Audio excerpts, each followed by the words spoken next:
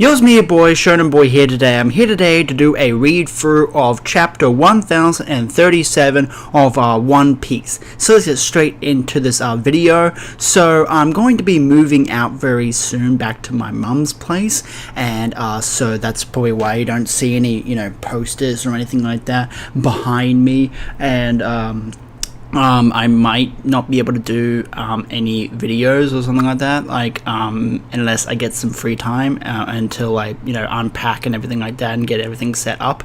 But I might be out of commission for a little while, yeah. So, so sorry, but yeah, I'm moving out, so yeah. That will be doing this week, so I'll probably try to get this, obviously this video out and my Attack on Titan video out as well, and then that's the only two videos I'll do for probably this week or so, I don't know, but yeah. Okay, but anyways, moving on from that, let's get into this chapter. So, this will be One Piece chapter 1037, The Drunken Dragon Bagua. Sounds like a Luffy versus Kaido chapter, and we get to see a cover page of the Vinsmokes. We get to see Beiju, and then I think his name is Niji? Oh, I don't know. One of the brothers, and I can't remember their name. Sorry. And we get Judge, and they're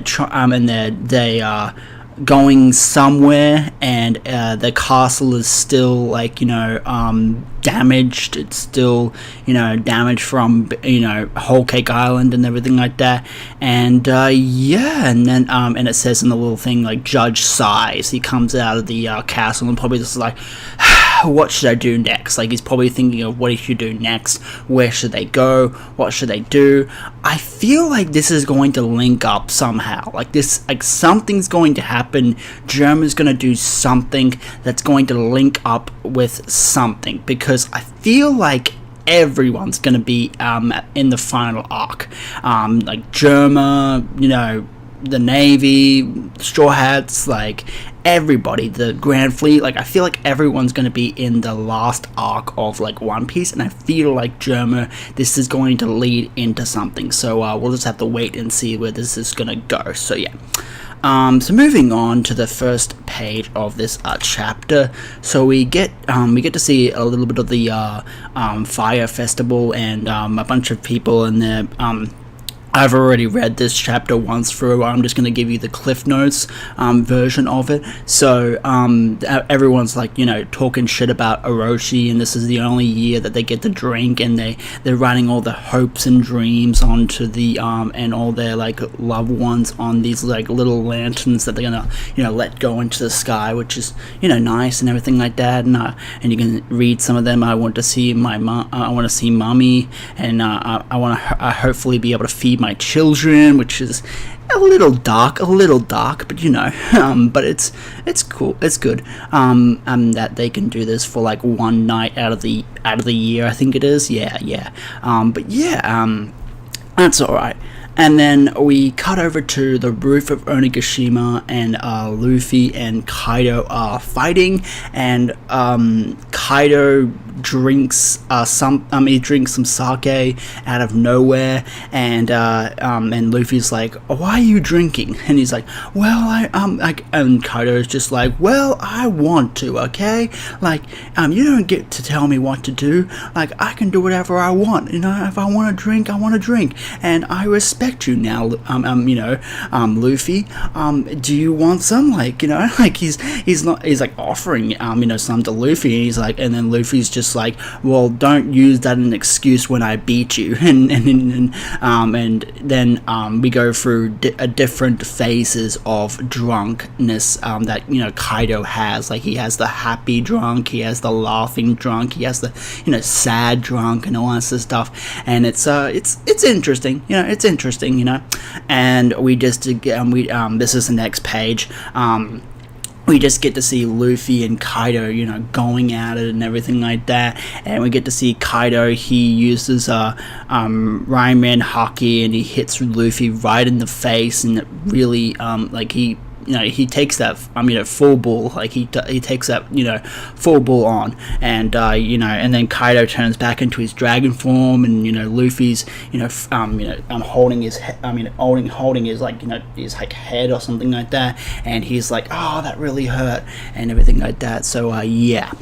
And then we get to see just Luffy and Kaido going blow for blow, and Luffy tries to attack him again, and Kaido coils up and does that dragon twister thing that he used on Zoro and when they were fighting, and it looks really cool. Like, the art in this chapter is really good. I really like it, and yeah, it's super cool.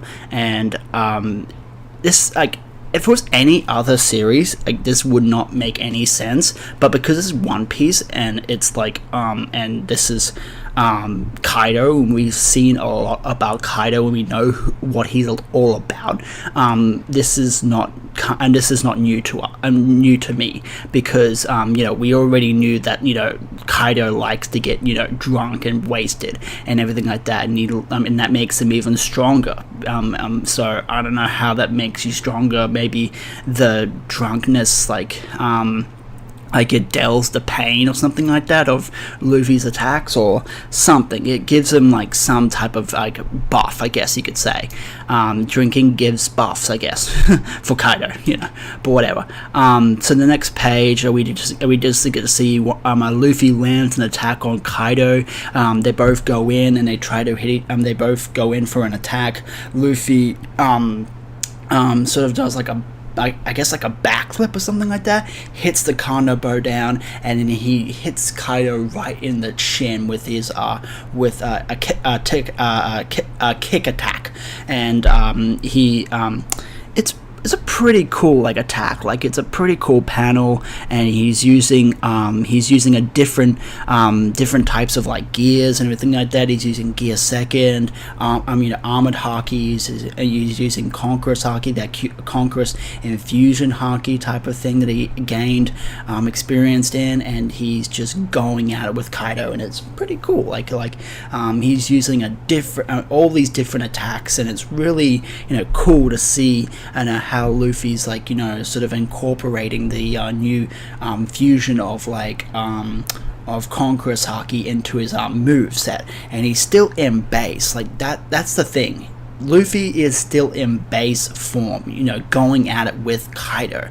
So honestly, tell me in the comments down below, if this fight was brought back to the very, very start, and Luffy knows everything that he knows right now, like he knows everything right now that he knows right now in this fight, and he knows how to use infusion, Conqueror's haki, and everything like that, and he knows how to incorporate it into his moveset and everything like that, and Kaido was at, I guess, full strength. Do you think that Luffy can stand a chance against Kaido? Not win, because I don't think Luffy can win against Kaido just yet, but do you think he can stand a chance against Kaido and he can actually give him a run for his money? I don't think he can win, but I think that he could give him a run for his money and actually, throw down like he is right now, because Kaido's going through a lot, and he has had a lot of opponents throughout this, raid, and he's had a lot of opponents on this roof. So if Luffy and Kaido were at full strength, no injuries, no nothing, and Luffy knew everything right now, do you think Luffy would be able to fight Kaido one-on-one? Put that in the comments down below. I'd like to hear your response, and if you think he could or not, but who knows. But I think he could give a decent, a decent run for like his money. I don't think he could like defeat Kaido per se, but I think he could at least hold his own, like Yamato did. Yeah. So anyways. So next page, we just get to see the aftermath of that kick, and then they go both for a headbutt, and right now Kaido is for some reason crying.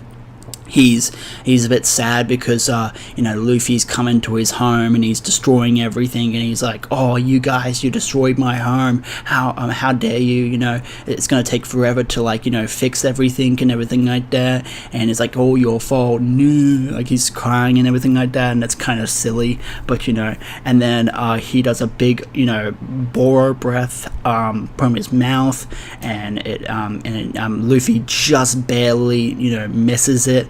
And then he does a Gear 3 attack where he does Gamanamino.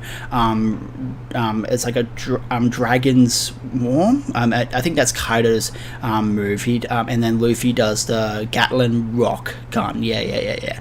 And he's like using Gear 3, and they're both going at each other, and it's really cool. And and we're just seeing more of Kaido versus Luffy. We're seeing another Gear 3 attack where Luffy hits Kaido in the face, and then and then he hits him in the stomach, and it's just going blow for blow. Like, this is crazy. Like, I cannot wait for this to be animated in the anime. It's going to look lit as fuck, like lit as hell. Like, when this gets animated, I might even do a reaction video. This is insane. Like, Luffy is on a whole other level. Like, he is like viewing Luffy where he was at the start of Wano, and right now he's jumped so high. It's insane how far he has jumped. I think, in my own opinion, he's jumped way higher than he's ever jumped before in power than the 2-year time skip. I honestly think that he's jumped a little bit higher than the 2-year time skip. Obviously, but I feel like those 2 years that he spent, perfecting his haki and his gears and everything like that, and learning haki and everything like that with Rayleigh, I think he's done way more on Wano than he's done in those 2 years. In my own opinion, I think, I don't know, but I feel like, in my own opinion, that Luffy has grown so much over Wano that he is, I think he's on that sort of verge that he's about to fight an admiral one-on-one. Like, I'm pretty sure that he could fight either Fujitora, Green Bull, Kuzan, Aokiji. He could fight maybe Kizaru or Akainu. I feel like he could fight an admiral one-on-one. I feel like he can do that. Not a Yonko. I don't think he can fight Big Mama Kaido or Shanks or Blackbeard maybe one-on-one. But I feel like he can at least go to toe-to-toe with those guys. But I don't think he would actually win. But he's on that sort of level now, and it's fucking crazy. It's crazy how Luffy has he's jumped so high in this arc. It's insane. But but let's move on. So we still get to see from, and this is the part of the chapter where I lost my shit. When I was reading the chapter for the first time, I was like, yo. Whenever the Gorosei is brought up, it's just it's mind blowing. Everything goes out the window. You don't know what's gonna happen. And the Gorosei are talking about how there's a Del fruit out there that they changed in the Encyclopedia of Del fruits, I'm assuming, and it hasn't been awakened for years. And Zunisha is in the background of all of the Navy ships that are going to Wano. And I am going to assume, this is my theory, but I'm going to assume that they're talking about Zunisha, and they're going to, and he is a person or something that ate a Del fruit, and that's what they're talking about. I could be wrong, I don't know, but that's what I assume, because that's what it looks like that they're talking about, because because at the end you get to see Zunisha, and they say that we try to erase the name of that Del fruit from the annals of history. It's never been, the power has never been awakened before, and it might be Zunisha. He's coming to Wano. I'm assuming all of the minks are coming to Wano. I don't know if they're all on Wano already helping the scabbards, but I have no idea. But yeah. But yeah, it's a crazy chapter, and you can see like the Holy Land, Marijois, and it doesn't look like it's been that damaged or anything like that. Like and they also talk about the reverie and everything like that. This is like the worst reverie out of all of them and everything like that. We still don't know everything about the reverie, if like Cobra's dead, or if like, you know, Phoebe's been captured, or if Sabo's been captured, or if like the Revolutionary Army are going to attack, or, you know, did Sabo fight Fujitora? They probably did, but like we still don't know. Like we have no idea until I think we won't know about everything that happened in Reverie until, you know, the end of Wano. Yeah, when the Straw Hats leave, you know, Wano, and they are and they hear about the news. And they also say like, did CP0 capture Nico Robin? And they're after Nico Robin. The chorus, they are after Nico Robin, and that's what I kind of want to happen. I kind of want, you know, Robin to get captured and do another Ennis Lobby type of, you know, thing where they have to, like, you know, save Robin, and it would be a different sort of like scenario where, like, you know, Robin is trying. She's not just giving up. She wants to, you know, live, and this time, and you know. Because I feel like the Straw Hats have to go to Marijois at some point. I feel like that's something that they have to do and help the Revolutionary Army, you know, destroy, you know, Marijois or something like that. Like Dragon and Luffy have to meet up at some point. So I'm assuming that's the next arc. Who knows? Because if Sabo was captured, or even, you know, assuming he's dead or whatever, because, you know, Big News Morgan's you know, said that he you know, wrote a story and everyone was like, you know, shitting themselves, and it's like, oh, we got to confirm this and everything like that. So it's either, you know, Sabo's captured and he's in a dungeon in Marijois, or he's assuming to be dead, or he's you know, hiding out somewhere and they just assume he's dead, and you know, but and Luffy wouldn't let another brother die. Like he would not let, like, if he saw a newspaper and it said Sabo is dead, he would be like, I've got to confirm this. I've got to go to where Marijois or whatever it is, and I've got to confirm that he is actually, like, you know, either captured or dead or something. And the same goes for Phoebe. Like if Phoebe's been captured, or if Cobra's, you know, dead or something like that, and, you know, Alabaster's in really bad shape right now, like in peril, like I'm pretty sure Luffy would, you know, go to Marijois and, you know, try to save Phoebe and everything like that. And if Robin gets captured, even more reason to go to, you know, Marijois and the Holy Land and everything like that. And because I feel like we're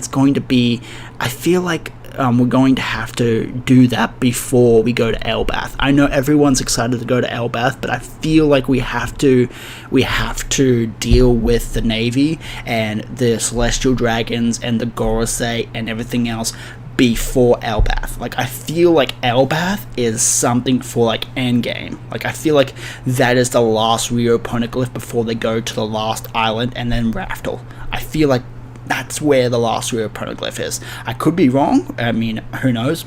But I feel like that's where the story's going. But I don't know.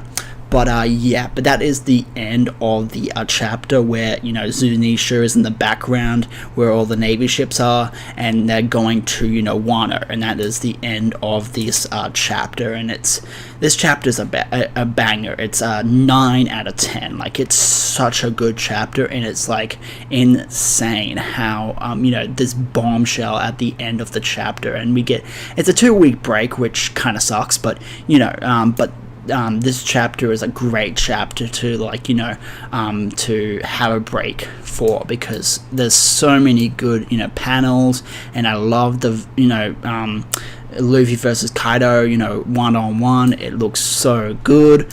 You know, this chapter just is so good overall. I love it. Anyways, this is your boy Shonen Boy signing out. You know, like and subscribe, comment down below about what I said about this chapter. Anything you want to talk about One Piece, just put that in the comments down below. And until next time, I'll talk to you guys later, and have an awesome day.